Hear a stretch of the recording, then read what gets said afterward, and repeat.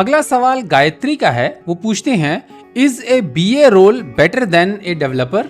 यानी कि क्या बीए रोल डेवलपर से बेहतर है? जिन लोगों को नहीं पता कि बीए रोल क्या होता है, बीए का फुल फॉर्म होता है business analyst. So business analyst role और डेवलपर रोल क्या एक दूसरे से कितने बेहतर हैं या कौन सा बेहतर है इन दोनों में? गायत्री का ये सवाल है कि बीए रोल और डेवलपर रोल में से कौन सा रोल जो है वो ज्यादा बेहतर है। गायत्री, ये इस बात पे डिपेंड करता है कि आपके क्वालिफिकेशंस क्या हैं, आपके चॉइसेस क्या हैं, या आपको क्या पसंद है, किस तरह का काम पसंद है और आपकी क्वालिफिकेशंस क्या है। बेटर ये होगा रादर देन ये बताने के कि इन दोनों में से कौन सा बेहतर है, मैं आपको एक 1-to-1 कंपैरिजन बता देता हूं तीन चार फैक्टर्स के ऊपर इन दोनों रोल्स में।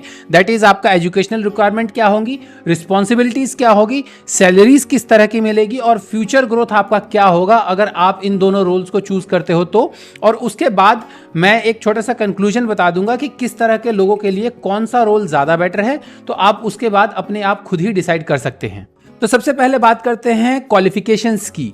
बीए बनने के लिए यानी बिजनेस एनालिस्ट बनने के लिए आपको एक्सपर्टाइज चाहिए होता है किसी भी पर्टिकुलर डोमेन में, या आपको एक्सपीरियंस चाहिए होता है।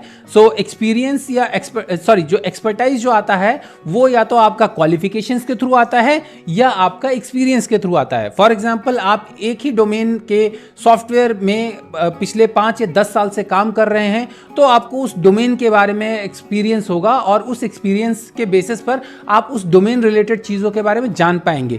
या आपने उसी डोमेन से रिलेटेड कोई एमबीए किया हुआ है। ज्यादातर इंडिया में बेसिकली डोमेन स्पेसिफिक एमबीए जो होते हैं, जैसे आपका एमबीए इन सेल्स हो गया, एमबीए इन एचआर हो गया, एमबीए इन स्ट्रेटजी हो गया। तो इस तरह के जो आपके एमबीए होते हैं, स्पेशलाइजेशन जो एमबीए होते हैं, उसके बाद भी बीए रोल्स के लिए लोगों को हायर किया जाता है। सो आपको एक्सपर्टाइज होना चाहिए किसी न किसी पर्टिकुलर डोमेन में in order to become a BA of that particular domain. Business analyst of that particular domain बनने के लिए आपका उस पर्टिकुलर डोमेन में आपके पास एक्सपर्टाइज होना चाहिए। वो एक्सपर्टाइज या तो एक्सपीरियंस से आपके पास आएगा या आपके पास क्वालिफिकेशन से आएगा। और इन दोनों केसेस में आपके पास ऑफ कोर्स डेवलपर के मुकाबले ज्यादा टाइम लगेगा, बिकॉज अगर आप एमबीए भी करने जाते हो तो एमबीए के लिए पहले आपको ग्रेजुएशन करना होगा, then you have to go in MBA. लेकिन अगर आप डेवलपर बनना चाहते हो तो आप सिर्फ बीसीए करके डेवलपर बन सकते हो, आप बीटेक करके डेवलपर बन सकते हो, आप जो है अपना बीएससी इन कंप्यूटर साइंस करके आप डेवलपर बन सकते हो। सो बेसिकली आप कंप्यूटर रिलेटेड कोई भी डिग्री करके आप डेवलपर बन सकते हो। सो क्वालिफिकेशन के पॉइंट ऑफ व्यू से बोलें तो दोनों बीए और जो आपका डेवलपर है, इन दोनों में आपको डेवलपर बनने में कम टाइम लगेगा कंपेयर टू आपका बीए बनने में। एजुकेशनल क्वालिफिकेशन के बाद बात आती है रिस्पॉन्सिबिलिटीज की।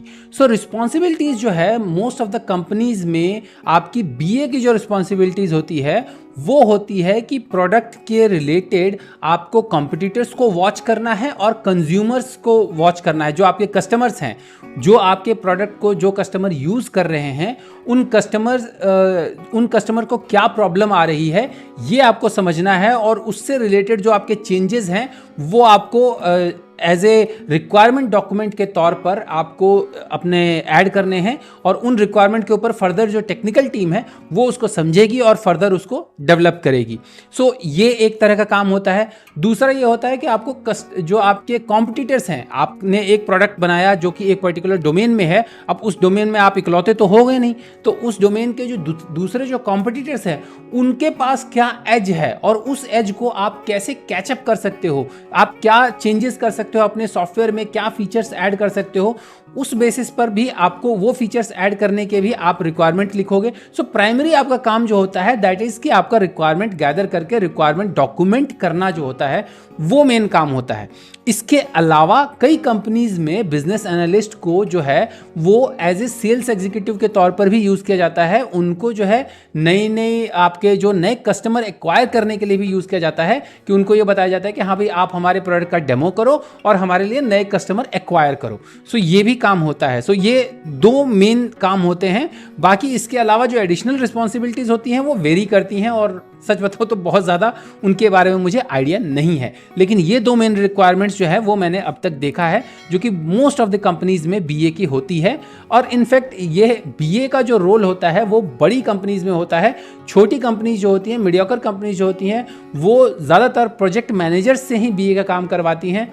वो आपका जो है बीए एक्सटर्नली हायर नहीं करती हैं, या तो प्रोजेक्ट मैनेजर जो होता है वही बीए का काम करता है कस्टमर से सीधे बात करके, या तो फिर जो कस्टमर है वो बीए प्रोवाइड करता है। सो इन दोनों में से कोई एक काम होता है। बीए इंडिया में मोस्ट ऑफ द केसेस में बीए जो है वो एमएनसीज में हायर होते हैं।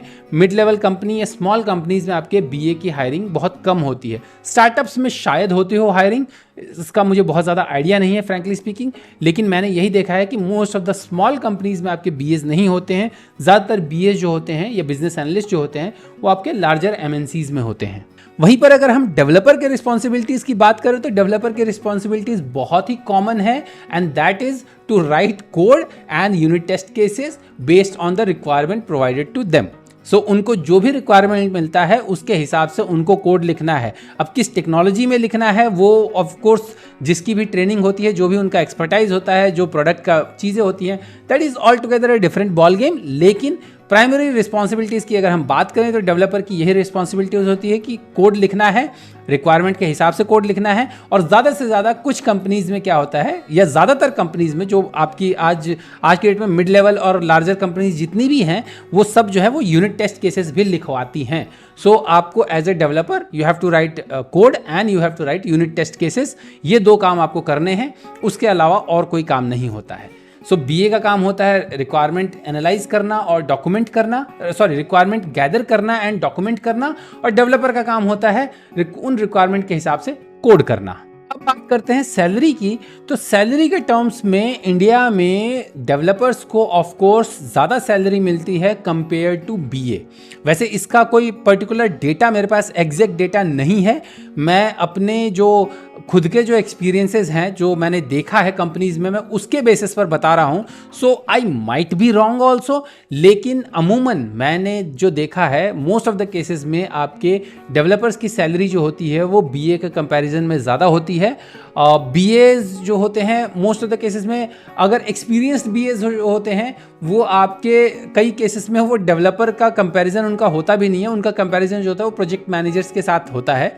तो उस केस में ऑफ कोर्स उनकी सैलरी ज़्यादा होती है। लेकिन अगर आप जूनियर बीए या आपका जो कंपनी जो बड़ी कंपनी है जो कि रेगुलर एक छोटा सा डॉक्यूमेंटेशन करने के लिए अगर कोई बीए हायर करती है, तो सेम लेवल के बीए में और सेम लेवल के डेवलपर में उस केस में डेवलपर की सैलरी जो होती है वो ज़्यादा होती है। अब बात करते हैं फ्यूचर ग्रोथ की, कि आपका अगर आप किसी कंपनी में एज ए बीए ज्वाइन करते हैं तो आपका ग्रोथ अपॉर्चुनिटीज़ क्या होती हैं। अगर आप किसी कंपनी में एज ए बीए ज्वाइन करते हैं तो बिजनेस एनालिस्ट के बाद आपका जो फर्दर जो ग्रोथ होता है वो मोस्टली सेल्स साइड में होता है या मैनेजमेंट साइड में होता है, या मतलब सेल्स मैनेजमेंट का मिक्सचर होता है एक तरीके से। आप बीए के बाद आप जो है सेल्स में जाते हैं सेल्स हेड के तौर पर, या आपका सीनियर बिजनेस एनालिस्ट जिसे हम कहते हैं इस तरीके से। तो आप बीए बनेंगे, बीए के बाद सीनियर बिजनेस एनालिस्ट बनेंगे, फिर आपके बाद आप जो बिजनेस एनालिस्ट ग्रुप का जो ग्रुप हेड बनेंगे, या फिर आपका सेल्स में आपको डाला जाएगा, आप सेल्स हेड बन सकते हैं। सो टिपिकली आपके जो इनिशियल बीए के कुछ रोल्स के बाद आपका सीधे जो मूवमेंट होता है वो मैनेजमेंट में होता है। आप मैनेजर जो आपके सीनियर मैनेजमेंट की रिस्पॉन्सिबिलिटीज़ है आप उन रोल्स में जा सकते हैं, डिपेंड ऑन द कंपनी का जो स्ट्रक्चर होता है या जो ग्रोथ प्लान होता है, या जो उनका जो करियर पाथ जो डिसाइड करते हैं कंपनी में, उसके बेसिस पर होता है। लेकिन प्राइमरली जो आपका ग्रोथ जो होता है वो मैनेजमेंट रोल्स में होता है। बीए के बाद आपका मैनेजमेंट रोल्स में ग्रोथ होता है। वहीं पर अगर हम डेवलपर की बात करें तो डेवलपर के बाद आपका जो है, डेवलपर के बाद आप फर्दर जो ग्रो कर सकते हैं आफ्टर 2-3 ईयर्स आप टीम लीड बन सकते हैं। उसके अलावा आपके पास 8-10 साल का जब एक्सपीरियंस हो जाता है, 10 साल के एक्सपीरियंस के बाद आपके पास 2 ऑप्शंस होते हैं। आप या तो मैनेजमेंट लाइन में जा सकते हैं, या टेक्नो मैनेजरियल लाइन में जा सकते हैं, या फिर आप आर्किटेक्चर साइड में जा सकते हैं। मोस्ट ऑफ द केसेस में ये सारा मिक्सचर ही होता है, आर्किटेक्चर में भी थोड़ा बहुत मैनेजमेंट इन्वॉल्व होता ही है। ये आपका जो रोल जो होता है, आपका डेवलपर का जो रोल होता है फर्दर, मतलब मोस्ट ऑफ द केसेस में आपका जो जैसे जैसे ग्रोथ होती जाती है वैसे वैसे आप जो है टेक्निकल साइड से धीरे धीरे छूटते जाते हैं, लेकिन आपको टेक्निकल से टच रख करके काम करना पड़ता है मोस्ट ऑफ द केसेस में। अगर आपको ग्रो करना होता है तो मैनेजमेंट साइड में तभी आप जा सकते हैं। अगर आप फुल फ्लेज मैनेजमेंट में जाना चाहते हैं तो मैनेजमेंट में भी जाने का ऑप्शन आपके पास होता है। डेवलपर के तौर पर आपके पास दोनों साइड में जाने का ऑप्शन होता है, दैट इज फर्दर मैनेजमेंट। और उसमें बीए के केस में ऑफ कोर्स आपके पास, क्योंकि आप टेक्निकल कोई काम कर नहीं रहे होते हैं, आपको मैनेजमेंट में ही further management and then sales में मोस्टली इन्वॉल्व होने का काम होता है आपका। कंक्लूजन ये है कि अगर आपको सॉफ्टवेयर डेवलपमेंट में, सॉफ्टवेयर या आईटी फील्ड में अगर आपको रिक्वायरमेंट्स लिखना पसंद है, आपके कम्युनिकेशन स्किल्स अच्छे हैं, communication skills both written and verbal, both the communication skills are good, आप अगर अच्छे इंग्लिश में बोल पाते हैं और अच्छे इंग्लिश लिख पाते हैं, अगर आपके कम्युनिकेशन स्किल्स अच्छे हैं और आपको डॉक्यूमेंटेशन लिखने में कोई प्रॉब्लम नहीं है, आपको ज़्यादा से ज़्यादा डॉक्यूमेंटेशन लिखना पसंद है, आपको कोडिंग पसंद नहीं है, और आपके पास क्वालिफिकेशन है, आप क्वालिफाइड हैं, अगर आप या आपके पास पैसे हैं कि आप एमबीए वगैरह कर सकते हैं किसी चीज़ में, किसी स्पेशलाइजेशन में आप एमबीए कर सकते हैं, तो उस केस में आपके लिए बीए का रोल ज़्यादा सूटेबल है।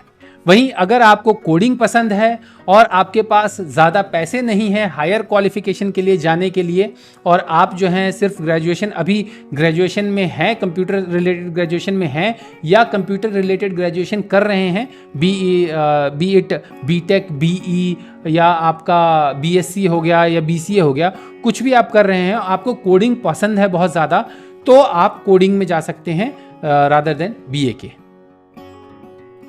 उम्मीद करता हूं आपको मेरे ये जवाब पसंद आए होंगे। यदि आपको मेरे ये जवाब पसंद आए हैं तो हमेशा की तरह वही गुजारिश है आपसे कि इस वीडियो को लाइक कीजिए, मेरे चैनल को सब्सक्राइब कीजिए और जितना हो सके इस वीडियो को सबके साथ शेयर कीजिए। तो जल्द ही मिलते हैं मेरे अगले वीडियो में, तब तक के लिए अपना ख्याल रखिएगा। नमस्कार।